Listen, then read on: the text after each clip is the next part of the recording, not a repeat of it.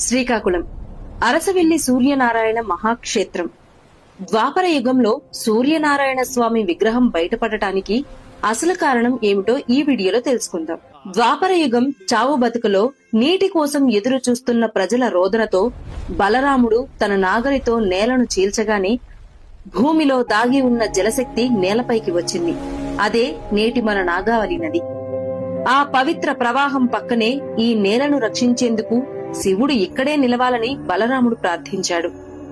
దేవతలంతా చేరి ఉమారుద్ర కోటిలింగేశ్వరుని ప్రతిష్ఠించారు.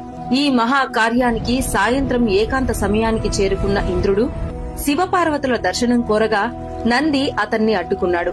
అవమానంతో మండిపోయిన ఇంద్రుడు దూసుకెళ్లగా నంది ఒక్క కొమ్ముతో అతన్ని ఆకాశంలోకి విసిరేశాడు. ఇంద్రుడు రక్తమోడుతూ నేలపై కూలిపోయాడు. అప్పుడు ఒక అగ్నిజ్యోతి అతని ముందుకు ప్రత్యక్షమైంది. అది సూర్యుడు. కలియుగంలో భూమిని రక్షించేందుకు నేను ఇక్కడే కొలువవుతాను అని సూర్యుడు చెప్పాడు. నువ్వు పడిన నేలను వజ్రంతో చీల్చు, నా నిజరూపం బయటపడుతుంది అని సూర్యుడు చెప్పారు. ఇంద్రుడు వజ్రాయుధంతో నేలను కొట్టగానే భూమి హృదయం పగిలిపోయింది. అందులోంచి వెలిగింది దివ్యమైన అరుణశిలతో స్వయంభూ సూర్యనారాయణ స్వామి. ఆ విగ్రహం వెలసిన క్షణంలోనే ఇంద్రుడి శరీరంలోని ప్రతి గాయం, ప్రతి నొప్పి ఒక్క క్షణంలో